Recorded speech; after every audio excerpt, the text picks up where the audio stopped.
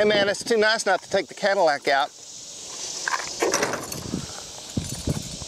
It can carry all my cars.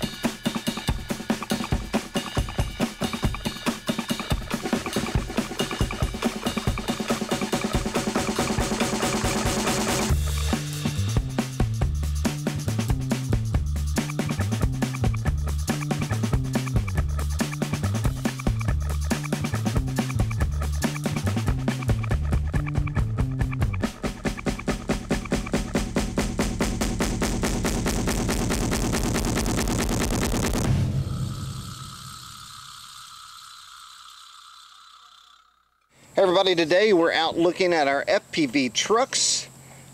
Jason received a pretty cool GoPro unit that allows you to go wireless, and then I received a Boscom, I believe it's the TR1, and I'll talk about my unit first. It's a black aluminum case. It's pretty close to the size of a GoPro. It has good resolution, and we'll have to get more specific on that later. Because sometimes it says 1080, but really it's 720. Yeah. And we'll show you, you'll see in this video what it looks like, because it has a micro SD card slot and it allows you to record video. It's pretty awesome. Yeah. So I'm gonna go over why I think this is so cool. When I first started doing FPV, the very first thing I did was a truck, because I thought it's on the ground. If I get in trouble, I can just stop moving. I'm not gonna fall out of the sky and blow everything to pieces.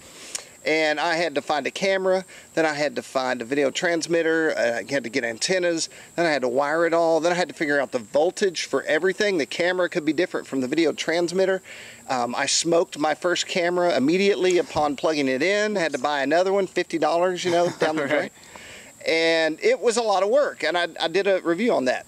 Now let's fast forward to today with the Boscom unit. I literally took the green deadbolt from Axial, and this camera wedged up between the dashboard and the roll bar, and I put some Velcro on for stability, as you can see. Yep. And the only thing really coming off of it is the power cable, and so that goes to a 3-cell. And I thought, well, I'm running my truck on a 3-cell, so I just ran it off the balance tab. So there's even more simplicity. Let's talk about another feature. What about on-screen display? I immediately thought this is cool, but I like on-screen display. Well, it's got cables coming out that can go to your on-screen display unit, or your Vector, or your whatever it is that you're using. Nice. And so you can have on-screen display with this. But if you simply wanted to try FPV out on a plane you already had, or a truck, or whatever, you could sit. I think this thing retails around $119. Go out and grab one and put it on anything, and then all you need then are some goggles or a screen with a receiver, and bang, you're in the FPV business. Very cool. And so the unit I had it's the Eachine Lite 250. It's a tiny little video transmitter. It accepts external audio and video, but it's really made to plug into a GoPro Hero 3 or Hero 3 Plus. And it makes it just really nice and compact. You don't have to worry about externally mounting another transmitter. It's just all in one unit, and it works pretty well. So the video quality was really nice today. The only thing that lacked a little bit for me compared to your system was range, and I think that probably comes down to the receiver setup more than the transmitters. Yours was 200 milliwatt. I think mine was 250. You had your receiver up high on your goggles with a helical antenna, right? Which is really great for long range and directional. So a little bit better setup. Mine was really down low and on the ground, and that killed the range a little bit. But when it was in, it was locked in. It was really nice quality. I mean, I'd totally recommend it for GoPros, for using on small quads when you want to fly and just keep everything nice and compact and easy. You can even Velcro the little 1-cell battery on the back of the GoPro, and so it's still really simple. And I stayed on that same battery like all day today, so it's lasts a really long time powering only that transmitter. So really happy with that thing. And the 5.8, of course, is for line of sight. I mean, you really can't get trees or bushes in between you and expect your signal to keep going. So it's more of an aerial platform and not a vehicle platform like we did. But I'm totally going to brag on the Boscom. I left the rubber ducky on. I brought a better antenna, and I didn't put it on because I didn't have to. And as you can see in my video, I start out all the way down one side of the creek and drive this truck through brush, through trees, in the river, out and up the backside again. I was blown away. I've had a lot of video transmitters, and I've never had one in this area work that well. Yeah, I was extremely impressed too. You kept saying when mine would cut out, you were like, I'm still going, I'm still going. It was like, wow, he's a long ways away now. Let's talk about this aspect of the hobby. There's a lot of people in the air with FPV and doing goggles and 5.8 and 900 and all that.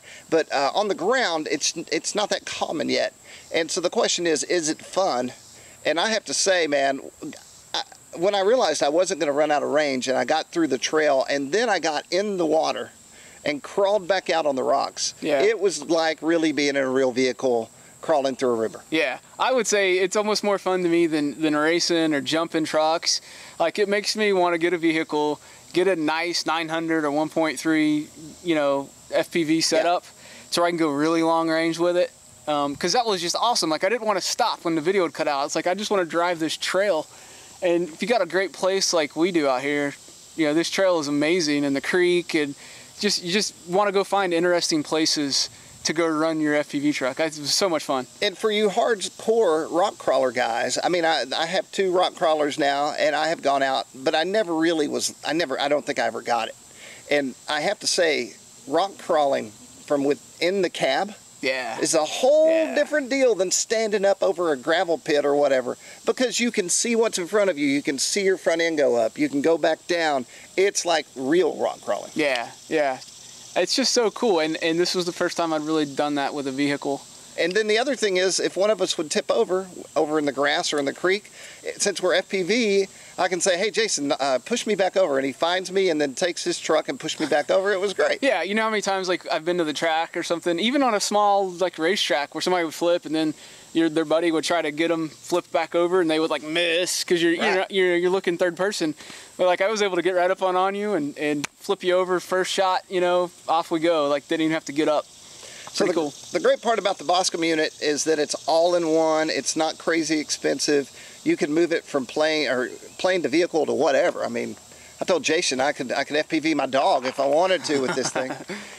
Okay, so I had a great day. We both had these cameras that we had to do something with, and I was like, well, let's go out here and let's do this. But I don't think either one of us thought that it would be as much fun as it was. Yeah, and then hopefully, if this turns out okay, we haven't seen the footage yet, but we took up the little Diatone FPV quad of mine prior to it having the transmission system installed. But I got the little, ended up going with a Mobius camera system and mounted right up on the front, and we'll see how well the isolation dampeners take out vibrations. And I chased you around out on the trail and on the creek and outside here in the field. And I'm hoping that footage turns out really awesome because that thing was so rock solid stable.